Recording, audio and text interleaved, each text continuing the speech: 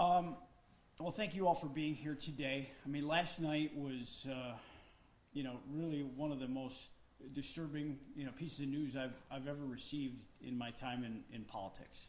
To hear that my friend and our gubernatorial candidate had an attack on him just in the course of just conducting regular, good old-fashioned campaigning, and a man wielding bladed brass knuckles charged the stage at a rally for our gubernatorial nominee, Congressman Lee Zeldin, and he attempted to slash at him.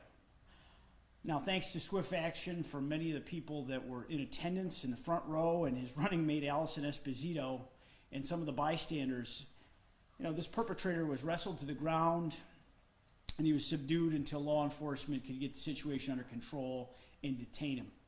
Now, thankfully, everyone was unharmed. Congressman Zeldin, his running mate, Allison Esposito, any of the attendees and the bystanders, luckily everyone was safe. But that could have ended really differently.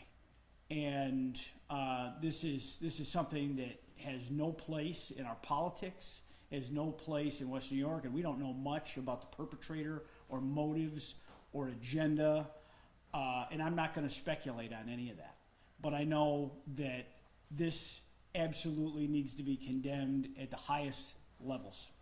And if this all wasn't bad enough, to add insult to injury, this morning we learned that thanks to Kathy Hochul and the Democrats' disastrous bail policies and the destruction of our criminal justice system in this state, this perpetrator was allowed to walk free on his own recognizance without bail. So apparently you can threaten the life of a sitting member of Congress and someone running for governor and have to have 4 people jump on you to detain you after you have a potentially lethal weapon in your hands. But that doesn't rise to the level of bail in Kathy Hochul's New York. He was released within hours of being charged with a felony for this violent and unprovoked attack. Now, Lee Zeldin, as I said, is a sitting member of Congress. If he was so brazen to do that to him, what else is this guy capable of? And this isn't the only horrific event that happened in Western New York last night. And our hearts go out to everyone in Rochester, because in this same county of Monroe, as this attack on Congressman Zeldin took place, 2 of Rochester's finest, their police officers, were attacked and ambushed, and one was shot in the head and the other one was also wounded. That officer's dead, and the other one is fighting for his life right now in the hospital. Now, Kathy Hochul and the single-party Democratic control in this state are the reason that we have a destroyed criminal justice system. And frankly, I believe they have blood on their hands, and I'm sick and tired of it. This has to stop. We have to say collectively as New Yorkers that enough is enough. We are living in the twilight zone where heroes are treated like criminals and criminals are treated like heroes. Kathy Hochul has stirred a cauldron of hate and lawlessness. Her first major decision as governor was to select the architect of the defund the police movement as her lieutenant governor. And what do you know? That person turned out to be a crook themselves. But she defended these asinine bail laws. She cheerleaded them all over the state. She's done nothing to reverse course. And every day we read headlines about violent offenders, and many of them are career criminals, continuing to evade any justice or accountability for their crimes. She has defended the New York City District Attorney, Manhattan DA Alvin Bragg, time and again, said cut him some slack when this is a guy that charged a man with murder for defending his own life against someone trying to stab him to death. Is this a New York you want to live in? That's what we have to ask people in this state this year. Is this okay with you? Is this good for your kids and your future? Do you want to continue to invest in this state, invest your life, invest your money, invest your fortune, invest everything you've worked for? Because Kathy Hochul refuses to fix it. She's got the power. She could have fired that DA on day one, as soon as he said he wouldn't do his job. She said cut him some slack. Kathy Hochul lies to New Yorkers when she travels around with her police detail and private aircraft, in a detail with 15 police cars, with armored plating. Meanwhile, there's a trail of tears, a literal graveyard of bodies, broken families, crime victims, and PTSD. Those are impacted by these policies. This is the single most important election issue that we face this year. The number one job of government is to keep its citizens safe. And if she thinks she's doing a great job, then she should give up her own security and her own detail and live like the rest of us. Maybe she should spend an evening riding around with some of the law enforcement officers in Rochester and see exactly what they're going through on a day-to-day basis. And not just Rochester, but every other city in the state of New York. She won't, because she doesn't care. And she never will care. And if she isn't taking action in an election year when she needs everyone's vote, she sure as hell isn't going to do anything if she wins this year. She's in over her head, and she's terrified of the radical left in this state, and that's why she continues to kowtow to them. She's spineless. How much more blood needs to be shed to get Kathy Hochul's attention in this state? How many lives are enough? That's the question you got to ask. And I'm furious, and I think that there's so many furious people in this state right now, and I'm furious for the men and the women in law enforcement who are being executed in cold blood because of the hatred that's been fomented against cops. And I'm furious for the family of Jose Alba in New York City, who was facing life in prison for murder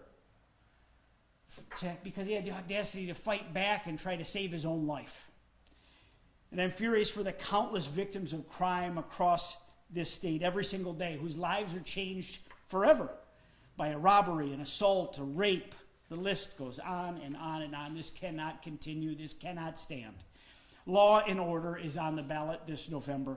And if you're like me, you are tired of the absolute insanity and anarchy that is going on in this state, you need to come out and vote Republican. Vote for Lee Zeldin and our entire Republican slate. We have to vote to deliver real change. You have to vote like your life depended on it, because some of us, it actually might depend on it. Do it for the crime victims whose voices have been silenced, and do it for our law enforcement heroes. Do it for your children and your grandchildren that you want a future for in this state, not exporting them to somewhere else so they can lead a better, safer, and more prosperous life. So let's do it to save New York. And at this point, I'd be happy to take any questions on this topic. Governor Hochul has in the past acknowledged issues with bail reform. There have been more laws that have been added as qualifying offenses. Does the governor deserve any credit for that? No, because it certainly hasn't helped here. I mean, how this man can, I mean, listen, I'm not trying to use hyperbole here, but if this could have ended really differently last night. I mean, that was an unorthodox weapon, bladed brass knuckles. I've never quite seen that one. But, I mean, if he had gone up there a little more abruptly and just jabbed Lee Zeldin in the throat and he bled out on the stage, that would have been an assassination of a sitting member of Congress and a gubernatorial nominee. The fact that this guy walked out of the jail last night on his own, if that doesn't just wake the hell up every New Yorker that there's something seriously wrong, if we're not even you're not even protecting, the people that are officials. I mean, what can the little guy expect out of their government? I mean, how are they looking out for our families? I mean, and you watch our cops get shot in cold blood in the streets in upstate cities. This isn't far off New York City. I know we got downstate press watching, but this isn't far away from home. This is 1 hour from here, and this should chill everybody to the bone. Kathy Hochul made cosmetic changes to a really lousy, terrible law that was done so that her boss at the time, Andrew Cuomo, could earn favor with the left. She ran around here with her pom-poms all over the state and cheerleaded this as a great step forward.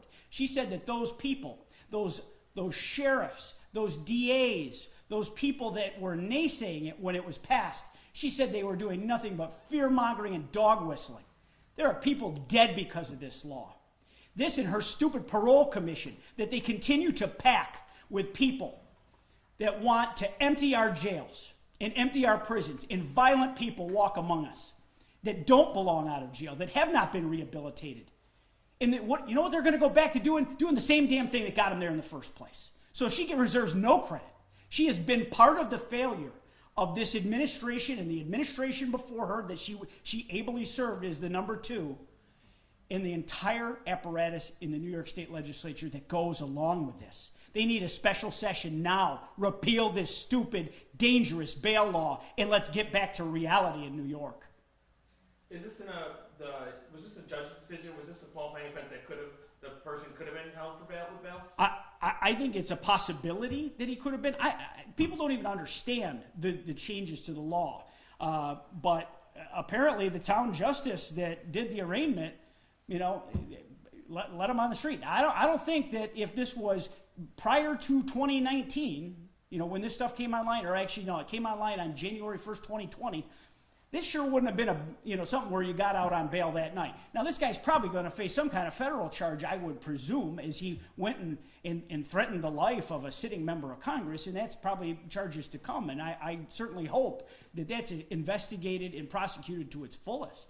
But it's unconscionable that you take someone like this and just send them back out on their own recognizance. But if it was the judge, wouldn't that be on him and not on the bail reform law? This whole thing is broken. This is endemic of it. The fact that it's even a possibility for this guy to say, oh yeah, I think he can go. I mean, there should not be bail for something like this. So you're saying that it should be pretty much not only back to where it was, but even further. I think for this is a pretty serious one on display in front of hundreds of people outside. Yeah, I think the bail reform laws have to be repealed in their entirety.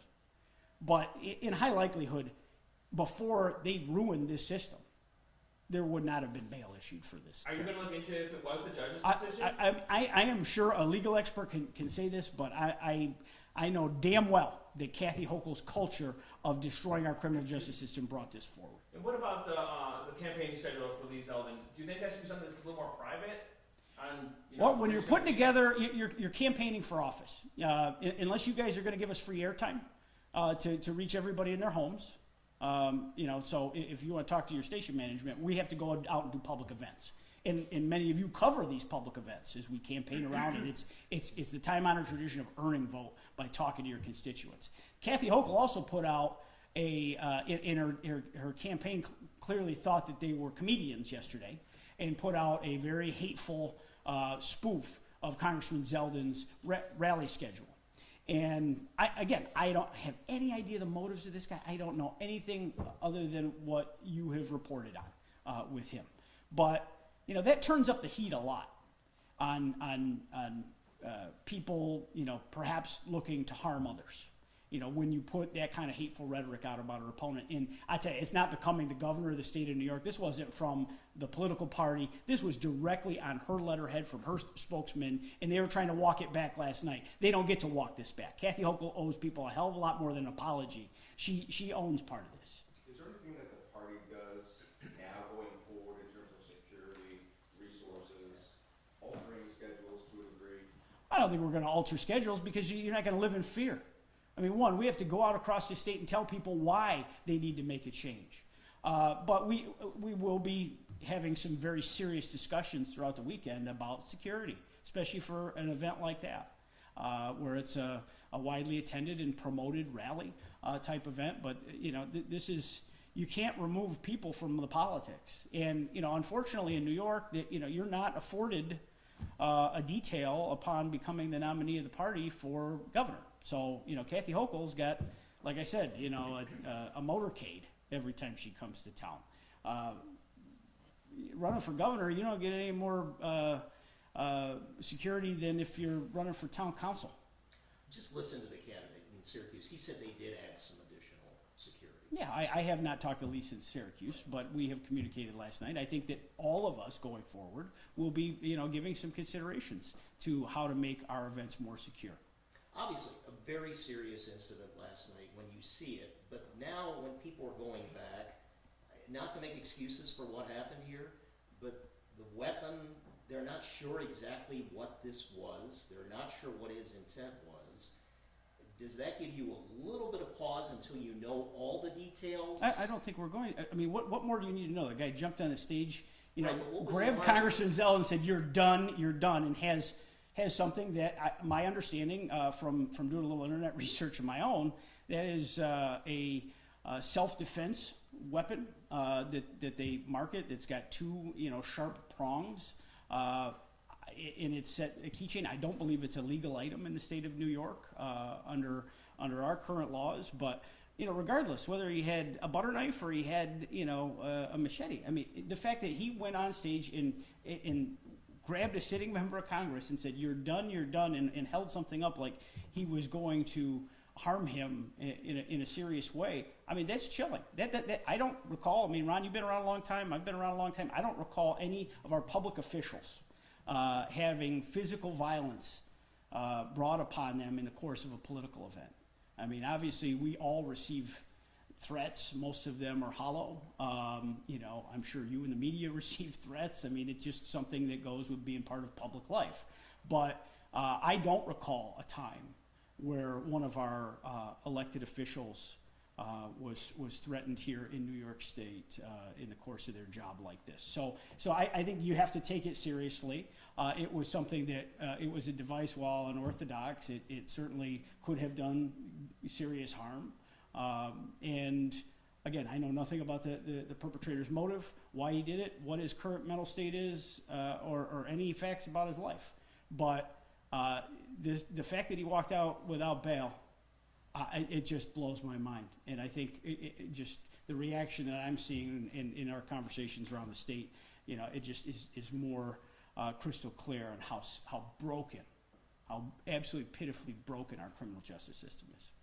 Yeah, well, some media accounts are saying he was inebriated. I'm not making excuses, but it's hard to know exactly, and he even just stood there for a couple of seconds. It would, I mean, listen, that would catch you off guard. If someone walks up to you in the course of giving a speech to a group of people, and I mean, it was a very strange but chilling moment. And clearly, there were good Samaritans in the front row, and obviously his running mate, being a 25-year veteran of the NYPD, she took matters into her own hands with the rest of the people that subdued this individual. And I don't know what was in his system, what his motive was, or anything about his life. But I know what happened last night is inexcusable. Have you talked to Lee? How's he feeling? He's fine. He is driven and ready to just move forward. And he's on the rally circuit today. 3 stops. And this trip goes through the weekend. So he has got more steel in his spine than ever before to continue on and to campaign on the same issues. It's ironic. He just finished the portion of the speech talking about bail reform and criminal justice. So I think you're going to see a lot more of Lee Zeldin. And this should be something that brings more awareness to the problems that we face here in our state. Speaking of awareness, do you think that was the planned time for this guy to do this? No. I don't know. I don't know anything about him or his motive or what it was. I mean, it's just it's obviously something that I hope never happens again to anyone of any party. I mean, there's no place for this in our politics. People, it's hard enough to get good people to seek public office. For us to have to worry about our political leaders' lives being in danger. I mean, Lee Zeldin is a family man with a beautiful family with a wife and 2 young daughters. I mean, I can't imagine the fear that must have hit his wife when she got alerts, as I think we all did very quickly, that something very, very wrong happened at that event. I mean, you have to think about, the human side of this. I mean, he spends a tremendous amount of time away from his family. Anybody that takes on an undertaking like this does, and that's part of what you're getting into. But, this is not something where you expect you might be the victim of violence. There's no place for it.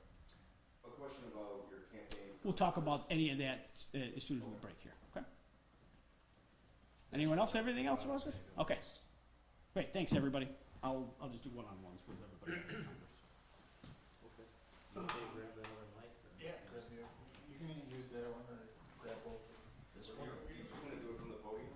No, I actually don't. I'd like to do them one-on-one. If Frank, I mean, you could come over here, Joy.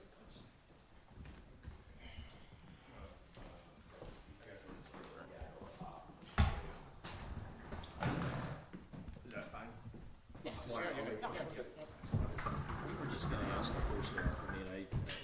it's been pointed out that your opponent in the congressional race has put his own money into this. I believe it's like 1.5 or something like that, or whatever.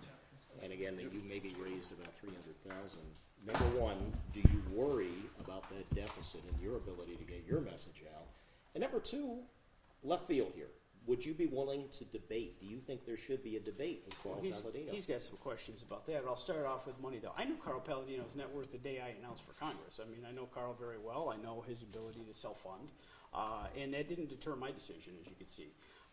We are very proud of the amount of resources we've raised. We will have all the money that we need to reach the appropriate amount of voters in this primary. There's about 33 days left in this very short campaign. So, no, I'm not deterred by Carl's money. I'm not deterred by Carl's bluster or any of the above. You want to ask your question next? Yeah, in terms of debating, so Carl, he did issue a statement. I'm sure you probably have seen that. It could be viewed as insulting and saying, indicating that he probably won't debate or isn't going to debate. What's your response to that? So just to recap, WIVB has invited all the candidates to debate on August 9th on a live televised debate. I enthusiastically accepted that debate. I then, when I filled in the paperwork, I issued a video yesterday challenging Carl, let's not just do this one.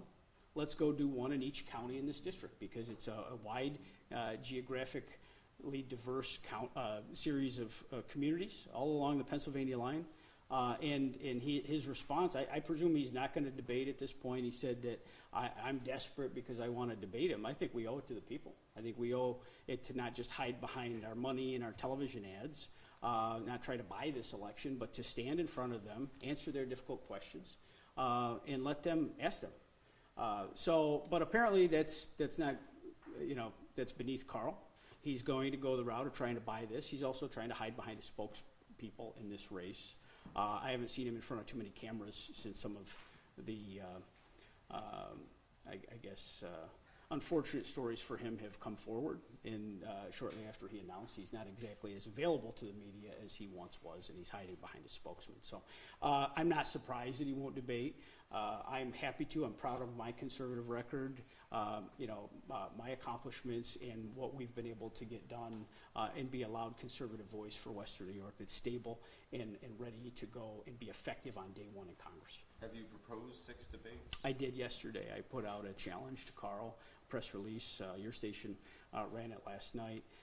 And he apparently doesn't want to do that. So, and that would be across the congressional district, or maybe clarifications for him are necessary as to what he really means. But I just at this point, his initial reaction was that it would be a waste of time, and he doesn't want to embarrass me. He knows a little something about embarrassment, so I am going to just continue on our campaign, talk about our message and what I'd like to accomplish for the people of Western New York when I'm elected to Congress. Are you doing any internal polling?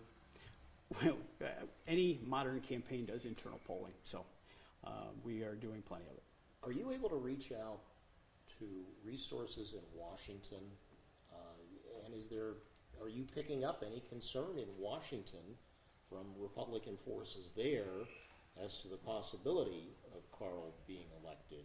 Because since this is such a Republican district. People have reached out to me from all over the country.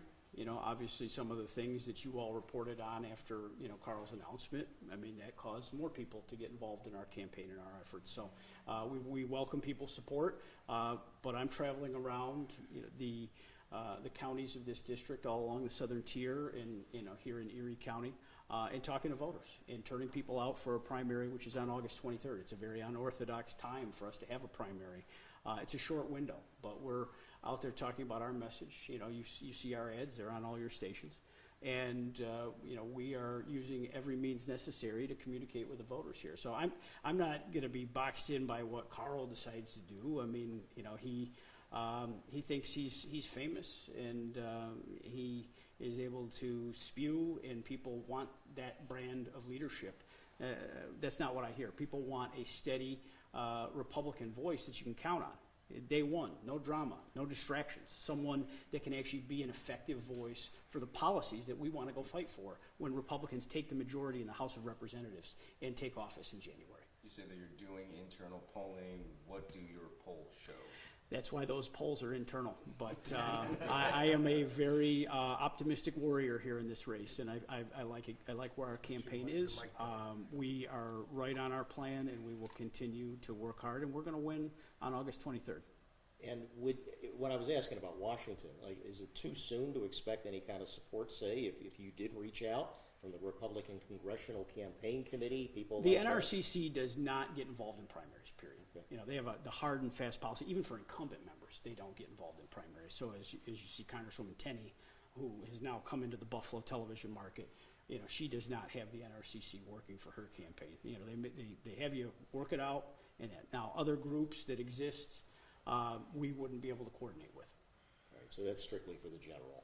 Well, the NRCC is the official arm of the party. That is for the general. Other organizations could get involved, but they can't talk to me. Okay. Can you say whether you're close with Carl? Can you say that? I am very confident with our clear and direct path to victory in this race. And as you all have covered me for a long time, I've run a lot of campaigns. I know a little bit what goes into this, and our campaign is in fine shape. We are poised to victory on August 23rd. Thank you. Okay, thanks, guys. I really appreciate it.